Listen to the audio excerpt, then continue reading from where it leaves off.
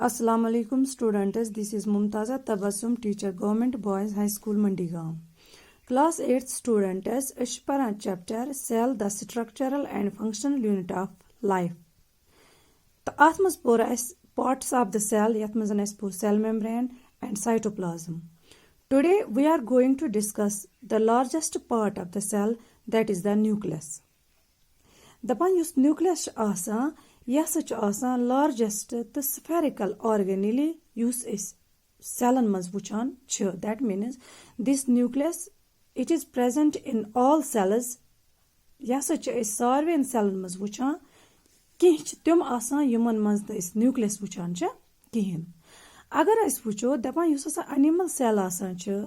Animal cell मज nucleus वुचान in the centre of the cell whereas in plant cells yus nucleus asan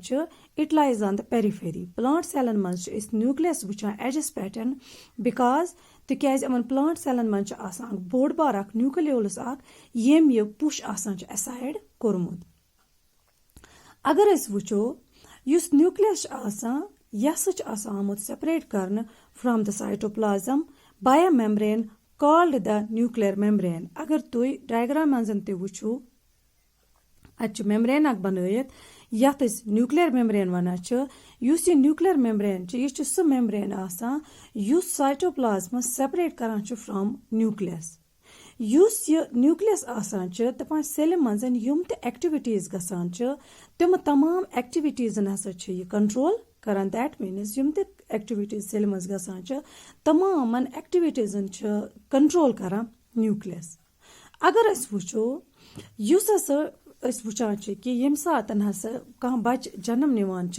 पत वनान अमिस हसा कह characters तम आसान यम अमिस मालिस सतन रलान कह कैरेक्टर्स तम आसान यम अमिस माज सतन रलान दैट मीन्स यम कैरेक्टर्स आसान यम आसान गमत transmit from parents to the offsprings दपान ये कैरेक्टर्स ट्रांसमिट गसन फ्रॉम पेरेंट्स टू ऑफस्प्रिंग्स अत वनान inheritance characters cell transmit gasan from parents to offsprings this is called inheritance that means yus nucleus asan yas important role kara in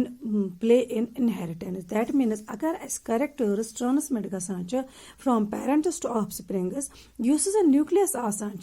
at inheritance manzan asan nucleus important role play kara yeh heko explain karit ith paitan अगर तुम diagrams मज वो मे बनमत अत thread like structures यमन chromosomes वनान that means अत न्यूक्लियस मज वुचान लकट लकट थ्रेड लाइक स्ट्रक्चर्स यमन क्रोमोसोम्स वुचान मगर अम क्रोमोसोम्स हेको तम विज वुचित ये सेल डिविजन करान क्रोमोसोम्स तेले विजिबल ये सेल डिवाइड गसान अमन क्रोमोसोमन मज क्या अमन क्रोमोसोमन पे लकट लकट यूनिट्स यमन वन यम हसा इनहेरिट करान एक्चुअली यम हसा क्रोमोसोमस क्रोमोसोमन पे लकट लकट यूनिट्स यम इनहेरिट करान characters from parents to offsprings यम लकट लकट यूनिट्स अमन क्रोमोसोमन पे वुचान they are called as genes यम लकट लकट यूनिट्स अमन क्रोमोसोमन पे वुचान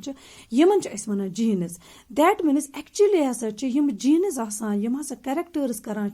transmit from parents to offsprings मगर वह क्या वन क्रोमोसोम्स हसा करान role play in the transmission of characters तिकाज यम जीन्स आसान they are located on the chromosomes on the corresponding positions यम जीन्स आसान यम आसान क्रोमोसोमन पे present यम क्रोमोसोमन पे locate on the corresponding positions that means yem viz parento pattern chromosomes gasan wasan gasan emis offsprings manzan that means aman chromosomen pe chunki genes asan that means ate genes te wasan yem parento pattern offsprings an tain wata ch agar es wucho दपा अत nucleus मजन round structure आसान यथ न्यूक्लियोल्स वना मगर use न्यूक्लियोल्स आसान यह यूत लकुट आसान कि विदाउट द इलेक्ट्रॉन माइक्रोस्कोप या हाई मैग्नीफाइंग माइक्रोस्कोप अस हेको न यह न्यूक्लियोल्स वुचित कहें Yus nucleus asan cha dapa at nucleus mazan asa cha asan chromosomes bech at mazan nucleolus asan chromosomes to nucleolus asa cha asan panwai amid band thavna yat is nuclear membrane wana cha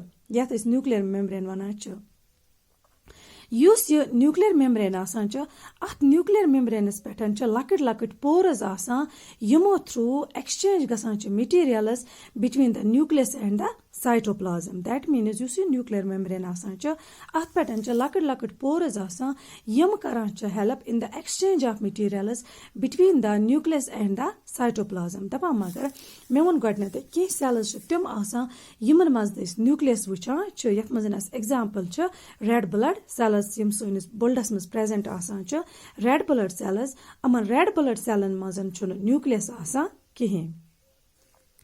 agar as wucho ki yem burun as karo discussion and uses a nucleus asan sain khatar chi varya zaruri zanun ki genes kya cha asan me won godnate genes asa cha tam hereditary units asan yum present asan on the chromosomes and they are present in the nucleus of the cell yani ki yum genes asan cha yum cha asan tam hereditary units yum asa characters transmit karan cha from parents to offsprings me won godnate it ki yum genes asan cha they are present on the chromosomes or as sarven cha pata yum chromosomes asan they are the thread like structures which are present in the nucleus of the cell. Yus gene asan ye so unit of inheritance asan living organism mans use characters karan ch transmit from parents to offsprings during reproduction yele reproduction gasan ch sexual reproduction gasan ch ye gene asan so unit use transmit gasan ch from parents to offsprings or yehoy asa ch ms offsprings mazan ki characters determine karan tel hako is vanit yus gene asan ch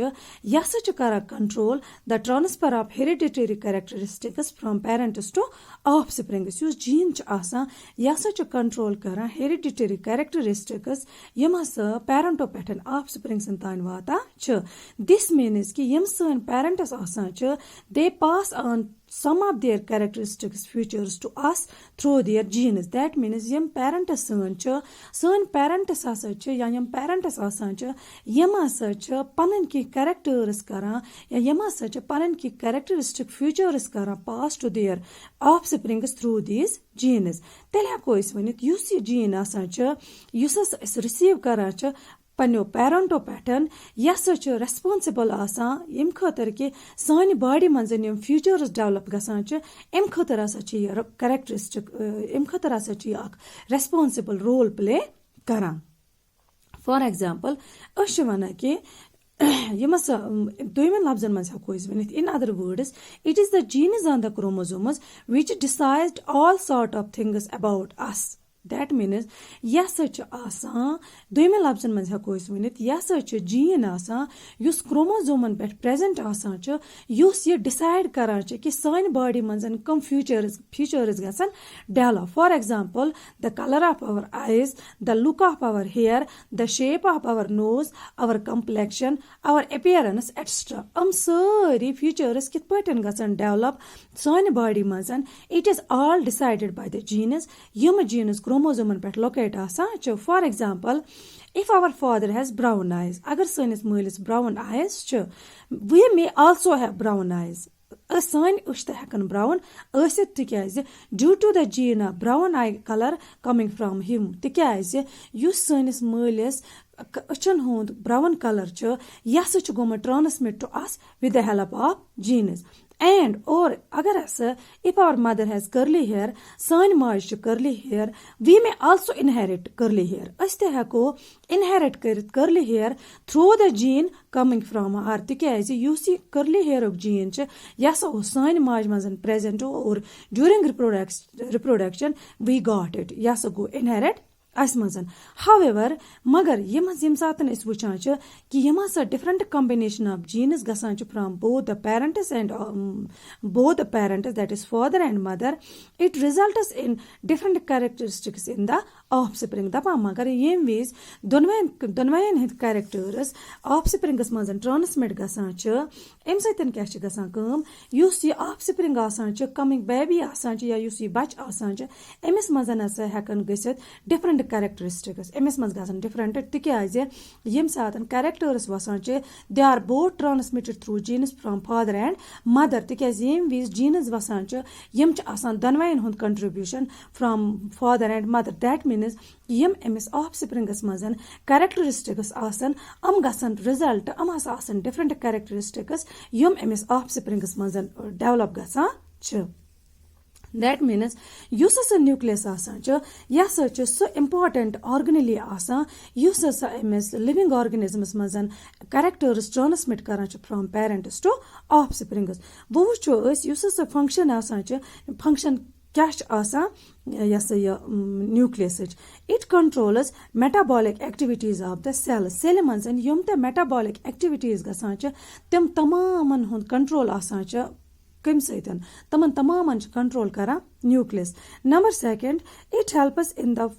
formation of ribosomes युस nucleus आसान च यसा च करा help in the formation of ribosomes यम पत अस protein synthesize करा च it helps in the transmission of characters from parents to offsprings और सर्वे कोत युस most important function in nucleus च सा च ये कि यसा च करा characters transmit from parents to offsprings तिकाज अत न्यूक्लियस मजन च क्रोमोसोम्स आसान यमन क्रोमोसोमन पे genes आसान और with the help of these genes the characters are transmitted from parents to offsprings.